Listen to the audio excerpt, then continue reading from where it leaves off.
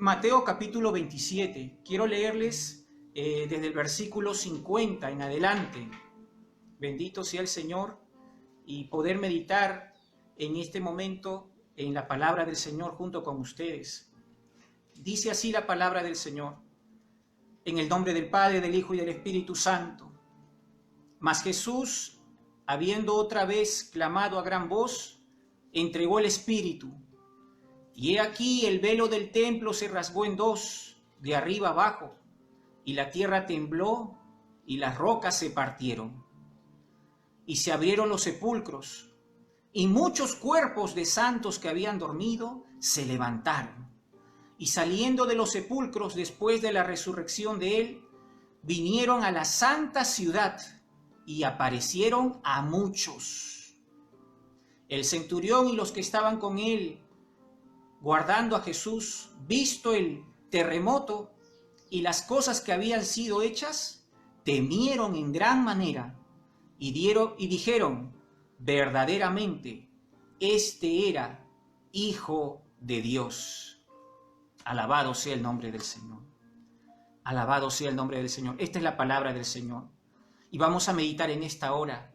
Bendito sea el Señor. Padre Celestial, una vez más, venimos a tu santa presencia. Añade bendición sobre esta palabra que hemos leído. Y glorifícate, Señor, en este día, Padre Santo. Abre nuestro entendimiento, nuestro corazón, Señor, y toca nuestras vidas. Las fibras más sensibles de nuestro corazón, Señor, sean removidas por tu poderosa palabra. Señor, háblanos, ministranos, obra en nosotros, Señor, aleluya. Necesitamos de ti, Señor. Gracias, Dios de la gloria. Gracias, Dios bueno. Bendito Dios, gracias. Este día, Señor, que recordamos la resurrección de Cristo, Señor, aleluya, sea tu nombre exaltado. Gracias te damos, Señor, en el nombre de Jesús, en el nombre de Jesús. Amén, amén. Bendito sea el Señor. ¿Por qué la resurrección? La resurrección es la base del cristianismo. Si no existiera la resurrección, vana sería nuestra fe, vana sería nuestra predicación. ¿Cómo empieza todo? Si Dios hizo al hombre bueno, ¿por qué ese sacrificio? Recuerden que Dios hizo a Adán y lo puso en el huerto del Edén, y Dios se paseaba por en medio del huerto y hablaba con él a la luz del día. El hombre era bueno, pero desde que el hombre comete pecado, Dios, habiendo advertido, Dios en su bondad advierte: de todo fruto del huerto podéis comer, mas del árbol de la ciencia del bien y del mal no comerás, porque el día que de él comieres ciertamente morirás. El hombre ya sabía que no debía tocar cierto fruto. Sin embargo, él junto con Eva comieron del fruto prohibido. Y esa desobediencia a Dios se traduce en pecado. Pecado es todo aquello que infringe la ley, que infringe las cosas de Dios. El hombre comete pecado y entonces el hombre recibe una sanción. Ahora le dice el Señor: vas a morir. Porque ciertamente morirás, le dijo, si es que comieres del fruto. Ahora el hombre va a experimentar la muerte física, que es la separación del cuerpo y el alma. Cuando en Génesis, por ejemplo, encontramos cuando Raquel dio a luz, dice la Biblia que y se le salió el alma, entonces pereció. O sea, es cuando se separa el alma del cuerpo es que perece, porque nuestro cuerpo se va a deteriorar, es corrompible y se va a llegar al polvo. Y nuestra alma, claro que nuestra alma no muere, tiene dos destinos. Entonces, pero esa es la muerte física primero, pero luego la muerte espiritual, porque la separación del Padre vendría a ser la muerte espiritual. Qué difícil habrá sido para Adán este sinsabor de que antes tenía tanta confianza con Dios y ahora no la tiene. Ahora el hombre está asustado, está preocupado, se esconde de la presencia de Dios. Qué terrible situación cuando también actualmente vemos que algunos creyentes dejaron de asistir a las congregaciones, dejaron de orar, dejaron de alabar a Dios y entonces ya no tienen ánimo de orar. No quieren acercarse, evitan saludarse con otros cristianos y entonces sienten que están tan fríos espiritualmente que Dios no lo va a escuchar. Qué terrible situación. Y algunos que han muerto significa de que han vuelto a los vicios y se han metido con todo eso. Ya no han respetado a Dios como si no existiera, como si Dios no les hubiera hablado, no hubiera tratado con ellos. Y es terrible eso. Adán entonces va a ser el transmisor de generación en generación de llevar un pecado, el pecado original. Tal es así que toda persona que nace desde ya, por haber nacido, nace con pecado. Por eso el salmista decía, en pecado me concibió mi madre. Llevamos una herencia de pecado, la herencia pecaminosa. Y naturalmente, como seres humanos, somos pecaminosos, naturalmente. Esto ameritaba una solución. Pero hay que ver la ley, hay que observar la ley. La palabra del Señor dice, en la ley del tiempo de Moisés, decía que sin derramamiento de sangre no hay remisión de pecado. No hay rescate por el pecado. Decía, la paga del pecado es la muerte. Para que esté un pecado sancionado tenía que haber muerte. Y esa muerte, para que sea redimida, tenía que haber derramamiento de sangre. Y es por eso que encontramos un sistema sacerdotal donde hacían sacrificios de animales y derramaban su sangre. Y cuando la persona, el creyente, luego de entregar su animalito y de ver el ritual que hacían los sacerdotes, él se iba a su casa contento, justificado, se iba en paz, se sentía perdonado. Era un sistema así. Pero esto lo hacía el pueblo del Señor, no lo hacían todas las naciones. Y el pecado de todas las naciones fue tal que ya no habría, ni siquiera alcanzarían todos los animales del mundo para poder hacer tantos sacrificios. El hombre no podía ajustarse a la ley, siempre fallaba en algo. Necesitaba un sacrificio perfecto y, como dice la Escritura, de una vez y para siempre. Y es por eso que dice la Escritura también, de tal manera amó Dios al mundo que ha enviado a su Hijo unigénito para que todo aquel que en Él cree no se pierda, mas tenga vida eterna. No se pierda. Muchos se han perdido, pero el Señor envió a Jesús para que no nos perdamos en el pecado. Y por eso que Jesús llegó a la tierra, dejó su trono de gloria, dejó los ángeles que le servían, dejó el cielo y llegó a la tierra.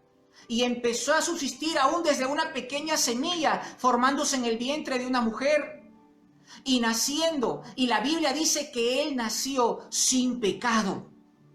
Y la Biblia dice en Hebreos también que Jesús fue tentado en todo, pero hallado sin pecado. El único hombre que no cometió pecado es Jesucristo. A su nombre sea la gloria.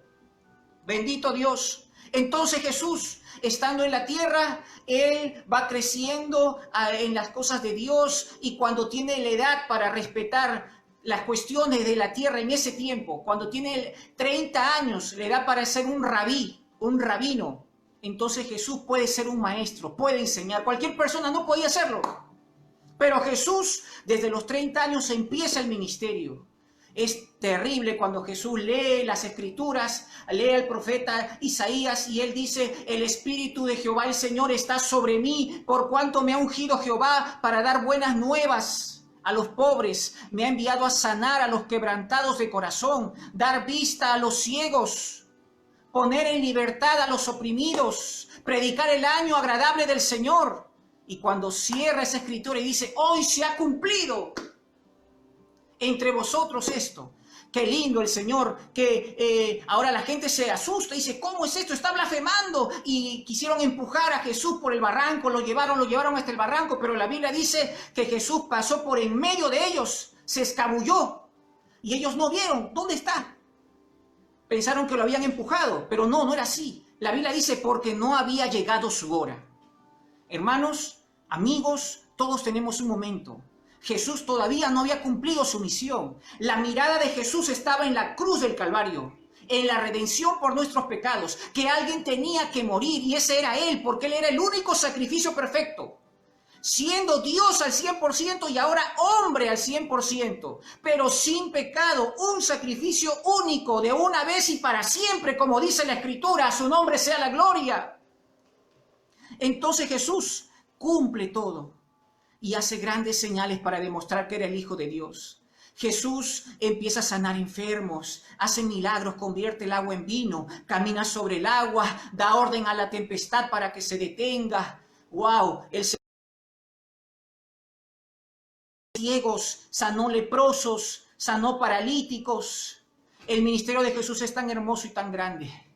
El Señor es tan bueno Y llegó el momento, luego de preparar a los apóstoles, les había anunciado claramente, les había dicho que él tenía que morir, pero parece que ellos no entendían, parece que no le creyeron.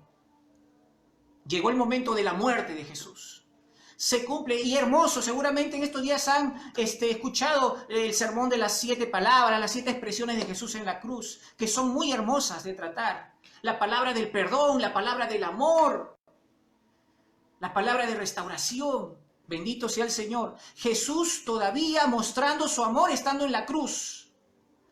El Señor tan bueno buscando a las personas para que se salven hasta el último momento. Y vemos un ejemplo del ladrón arrepentido, que él sí creyó. Y el Señor le prometió estar con él en el paraíso.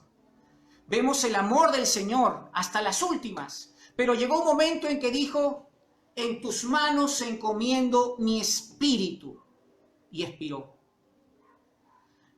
¿Por qué esto? Porque tan importante era esto, porque la separación del hombre de Dios, con Dios, es tan terrible. Y Jesús tenía que experimentar lo que se siente, separarse también y cargar con el peso del pecado de la humanidad.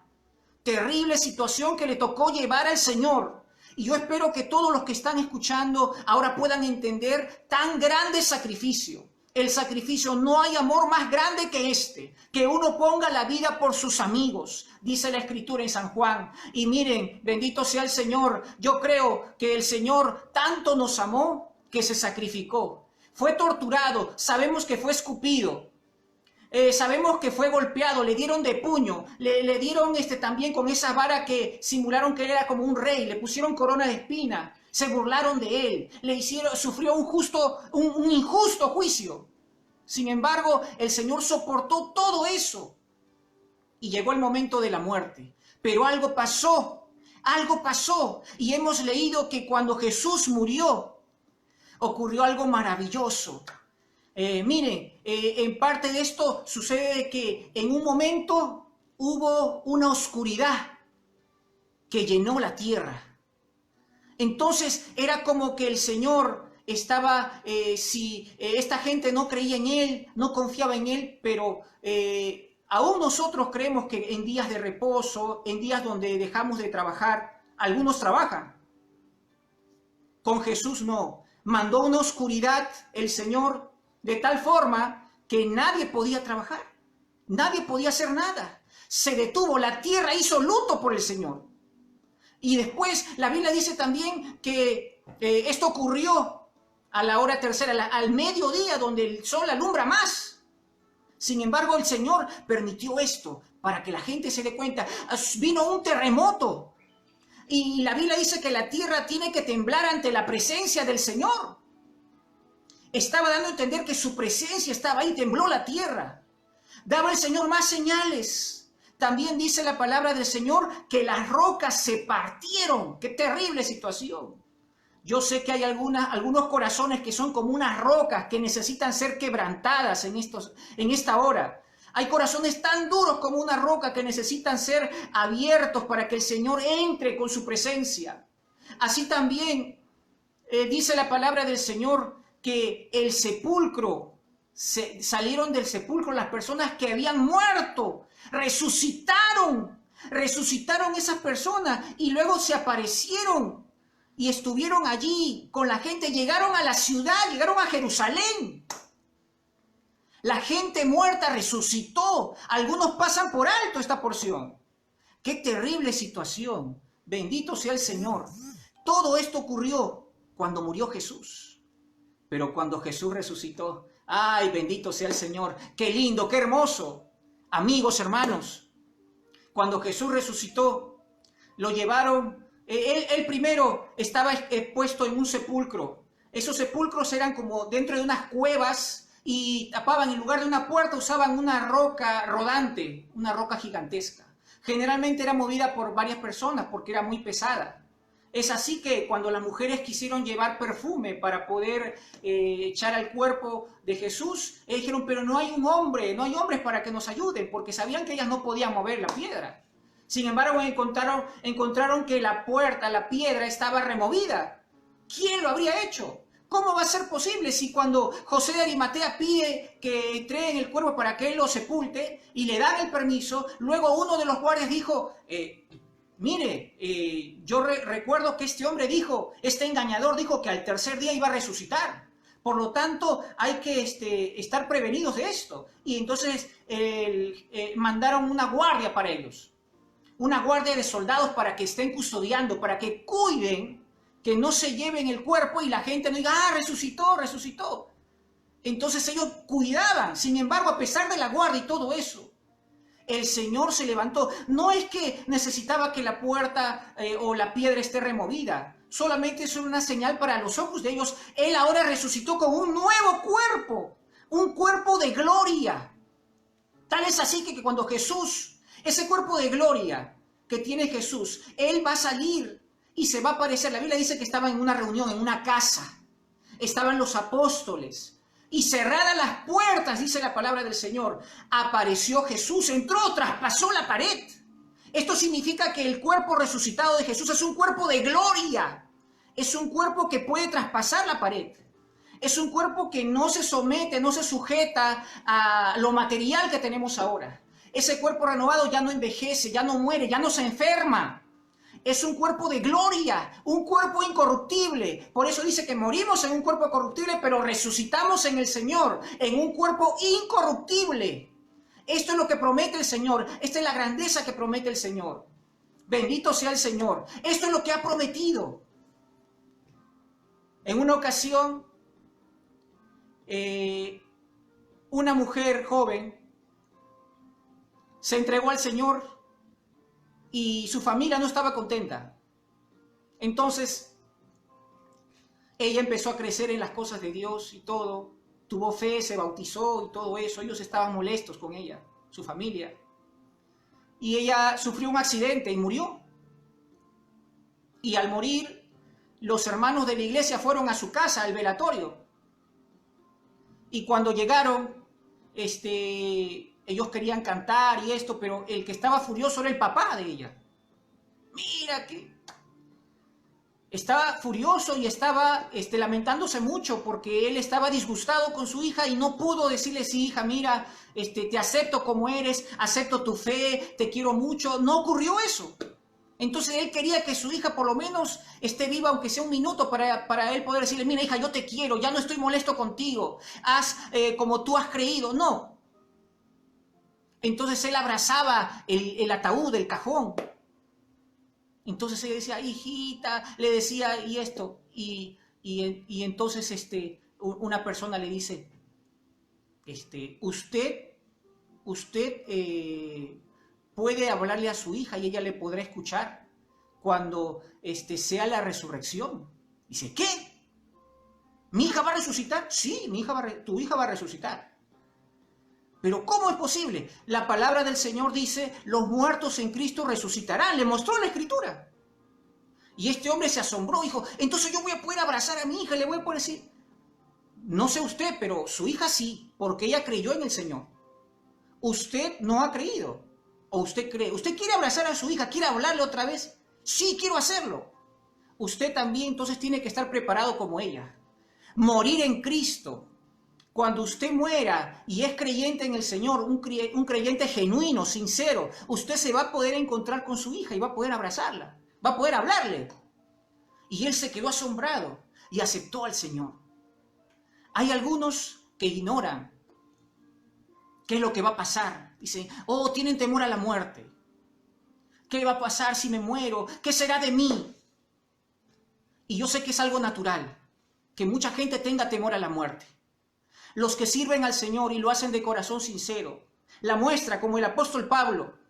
Él decía, yo ya estoy listo para ser entregado. He peleado la buena batalla, he acabado la carrera, he guardado la fe. Por lo demás me está esperando esa corona de justicia que me dará el Señor, porque Él es un juez justo. Y no solamente a mí, sino a todos los que aman su venida. Él estaba seguro a dónde iba a ir su alma después de morir. ¿Usted está seguro a dónde va a ir su alma después de la muerte? El apóstol Pablo sí estaba seguro. Él sabía que había cumplido lo que el Señor le había trazado en esta tierra. Déjenme decirle que usted no está en esta tierra por accidente. La Biblia dice en el Salmo 138:8, Jehová cumplirá su propósito en mí. O sea que nosotros los seres humanos tenemos un propósito, un plan que Dios ha trazado para cada uno de nosotros. Y el Señor quiere cumplirlo en nosotros, pero nosotros a veces somos reacios. Ya que la palabra del Señor también dice que Él nos ha dado libre albedrío y nosotros decidimos. A veces decidimos lo malo en lugar de decidir lo correcto, lo bueno. Algunos se alejan de Dios en lugar de acercarse a Dios, la fuente de agua de vida. ¿Sabe qué? Cada uno de nosotros, yo fui uno de ellos, que reconoció en algún momento de mi vida que también estaba en mis delitos y pecados. Espiritualmente estaba muerto y el Señor obró en mi vida. Primero oí la palabra del Señor. La Biblia dice, la fe viene por el oír y el oír por la palabra del Señor. Entonces, bendito sea el Señor, luego de oír la palabra del Señor, eso provocó fe en mí. Creí en el Señor, yo nunca lo vi, yo no viví hace 2000 años atrás, nunca lo vi. Pero la palabra del Señor fue haciendo algo en mi vida. Empecé a creer en el Señor, empecé a orar, empecé a buscar del Señor. Luego sentí cosas maravillosas y sentí la presencia de Dios en mi vida. Luego tenía el deseo de compartir ese mensaje. Yo decía, oh, la gente no necesita drogas, no necesita cerveza, no necesita parrandas para ser feliz. La gente necesita de Cristo, la gente necesita conocer al Señor. Y entonces, bendito sea el Señor, yo me sentí muy contento de tener al Señor y de poder compartir con algunas amistades. Y decirle, vamos a la iglesia, ahí vas a escuchar el mensaje. Y fue tan lindo y seguí en ese camino. Me di cuenta que el Señor perdonó mis pecados. Escucha esto, la palabra del Señor dice así,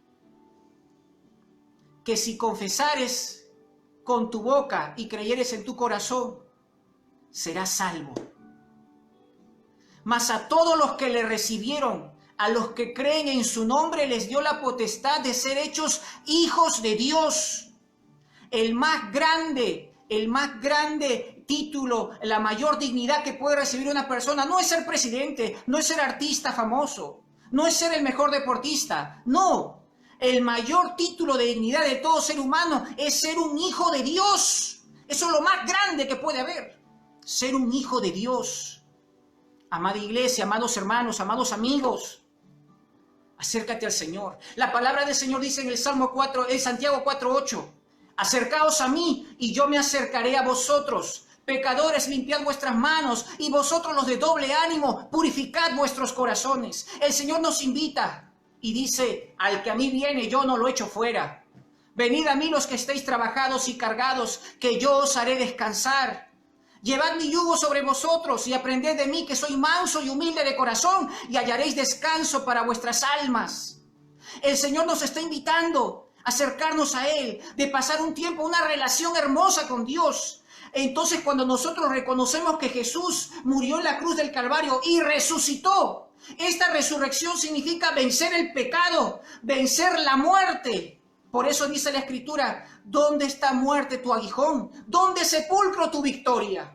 No pudieron con Cristo. Cristo venció a la muerte, venció al pecado, venció a Satanás, le quitó las llaves del abismo y el Señor se levantó con poder, resucitó. La Biblia dice que lo vieron los apóstoles, los que iban camino a Emaús. El Señor se presentó y aún en 1 Corintios 15:6 dice que se apareció a 500 personas. Lo vieron resucitado. No se discute en la historia la vida y la muerte de Jesús. Eso es un dato histórico. Aún la historia, cuando nosotros vemos, dice, 5 siglos antes de Cristo. De que existió Cristo, todo lo dice. Pero lo que no afirman es la resurrección. Y el cristianismo es lo que más promueve. El día de mayor celebración del cristianismo es, así como hoy, el día de resurrección. Porque el Cristo resucitó. Y entonces Él, al ser la primicia, el primero en resucitar de esta manera. ¿A qué me refiero primicia? Porque la resurrección de Cristo fue diferente a la que encontramos en algunos pasajes de la Biblia. Por ejemplo, cuando Elías resucitó a una persona, o cuando Jesús mismo, por ejemplo, resucitó a la hija de Jairo, al hijo de la viuda de Naín, resucitó a Lázaro, su amigo. Ellos revivieron, pero volvieron a morir. En cambio, Jesús resucitó en un cuerpo renovado, un cuerpo de gloria, un cuerpo glorificado que no muere, es eterno. Igual, eso mismo vamos a pasar nosotros. Cuando vamos a morir en Cristo, vamos a tener un nuevo cuerpo. Un cuerpo que no va a sufrir las inclemencias de los tiempos, no va a sufrir del materialismo, no va a haber tiempo ni distancia para estos cuerpos, porque son cuerpos de gloria, cuerpos para vivir en una eternidad. Ahora sufrimos, nos enfermamos, sangramos, nos salen arrugas, canas, padecemos, nos duele el estómago, otro día la cabeza, otro día nos duele todo, pero eso no va a ocurrir más. Porque Cristo ha prometido un cuerpo renovado. Eso es en la resurrección. Así como Cristo resucitó, nosotros también vamos a resucitar un día. Si estamos en Cristo. La palabra del Señor dice, de modo que si alguno está en Cristo, nueva criatura es. Las cosas viejas pasaron, he aquí todas son hechas nuevas. El Señor ofrece borrón y cuenta nueva. Si tú reconoces tus pecados, tus faltas ante Dios, el Señor es tan fiel y justo para perdonarnos y limpiarnos de toda maldad.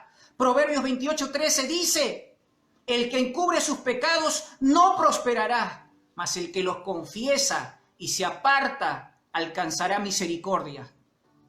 Y el Señor quiere que nosotros alcancemos esa gracia, esa misericordia. El Señor quiere que nosotros nos acerquemos a Él y que podamos buscarle.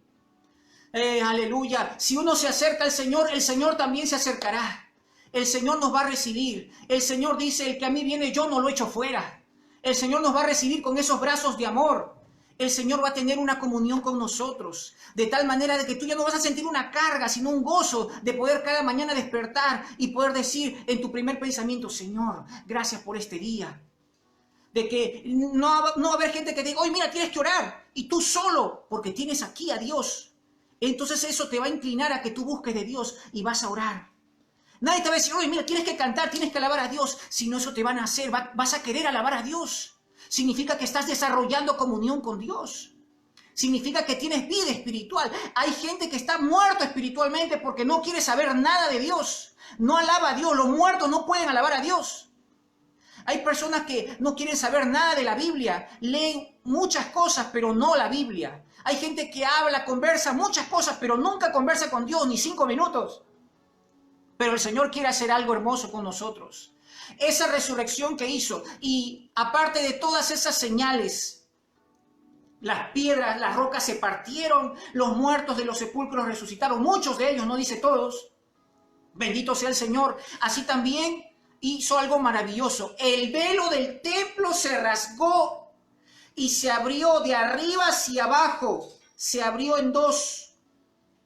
Ese velo del templo, esa cortina que señalaba la separación del lugar santo con el lugar santísimo. El lugar santísimo representaba la presencia de Dios. Ahí estaba el arca del pacto. Esa separación donde nadie podía entrar, solamente el sumo sacerdote una vez al año. Ahora ya no. Todos entendieron de que ya que se abrió solo con la muerte de Jesús, todo ser humano, toda persona tiene acceso a orar, a presentarse directamente ante el trono de la gracia de Dios. Todos tenemos ese acceso. Por eso, amigos, iglesia, hermanos, el Señor tan bueno nos invita a la comunión. Hoy podemos decirle, Señor, yo necesito de ti. Ese poder de la resurrección, así como tú te levantaste con poder, ese cuerpo resucitado de Jesús podía comer. Jesús comió. Comió pan, comió pescado, según la Biblia. Ese cuerpo podía traspasar la pared. Ese cuerpo no sufría, tenía las marcas de Jesús. Tomás dijo, no, si yo no lo viera, no lo cree, porque cuando estaban reunidos, Tomás no estaba al inicio. Pero en la segunda reunión se apareció Jesús. Imagínense, cuando la primera vez que lo vieron, se asombraron y Jesús le dijo, paz a vosotros. Cálmense, tranquilos, no tengan miedo. Y luego les habló. Cuando la segunda vez está Tomás, le dice, Tomás, mira las marcas de mis manos, los clavos, también mira los de mis pies. Y no seas incrédulo, sino creyente, le dijo. Tomás se arrodilló y le dijo, Señor mío y Dios mío. Qué lindo es el Señor. Hasta el incrédulo se hizo creyente. Qué lindo es el Señor que nos da oportunidades y nos llama, nos invita. Usted también. puede recibir esa resurrección de Jesús. Usted también, si se prepara, si lleva una vida agradando al Señor. Mire, Dios es más importante que los amigos, más importante que el trabajo, más importante que el qué dirán. Es nuestra eternidad lo que está en juego. Y el Señor nos invita, ven, yo quiero hacerte una nueva criatura. Yo quiero que tú resucites para una vida eterna. Yo quiero que tú tengas comunión conmigo. Comunión significa unión en común, unión. Hazte uno con Dios. Busca de Dios. Preséntate a Él cada día. Y el Señor va a hacer un milagro en ti. Va a cambiar tu manera de pensar, tu manera de ver el mundo. Va a cambiar tu manera de sentir. El Señor va a hacer un milagro en tu vida. Resucita para el Señor. Tú puedes morir, sí, pero muere al pecado. Muere a la mentira. Si eras mentiroso, muere a la mentira. Si tú eras estafador, muere a esas estafas. Si tú eras una persona que quizá hacía fraude o quizá tenía muchos defectos, ladrón, egoísta, resentido, criticón y tantas cosas malas, persona que guarda odio en el corazón, el Señor dice, no, yo puedo limpiarte de toda maldad. Si el Señor perdonó al asesino, el Señor perdonó al ladrón, el Señor perdonó, y tú de repente no eres un asesino, de repente no has cometido pecados tan grandes, pero igual, todos necesitamos del Señor. Todos necesitamos su perdón. Todos necesitamos sentir su amor. El Señor también quiere acercarse a nosotros y quiere decirnos, ven hijo mío, no temas, yo estoy contigo. Hijo mío, estoy para restaurarte, para levantarte. Quiero que seas útil y quiero que cumpla mis propósitos. Quiero que hagas mi voluntad. Ya hiciste tu voluntad tanto tiempo. Ahora quiero que hagas mi voluntad. Qué lindo el Señor que gobierne tu vida, que el Señor guíe tus pasos, que el Señor obre en ti, que lleves una vida agradable ante los ojos de Dios y que seas una persona solidaria, con amor al prójimo. Qué lindo que seas una persona que no tenga de qué avergonzarse de nada, que viva para el Señor, que no tenga temores, preocupaciones de repente por el futuro o algo así, porque su confianza está puesta en Dios. Yo sé que pueden ocurrir cosas muy serias en nuestra vida. Podemos pasar de repente por tantas tormentas, pero con el Señor en nuestra barca estamos seguros. La mejor garantía, la mayor seguridad la encontramos en Dios y en nadie más. Te invitamos a buscar del Señor. Te invitamos a resucitar con Él. Te invitamos a buscar de su presencia. Que el Señor se glorifique en tu vida. Que el Señor guíe tus pasos. Que el Señor se muestre, aleluya, a tu vida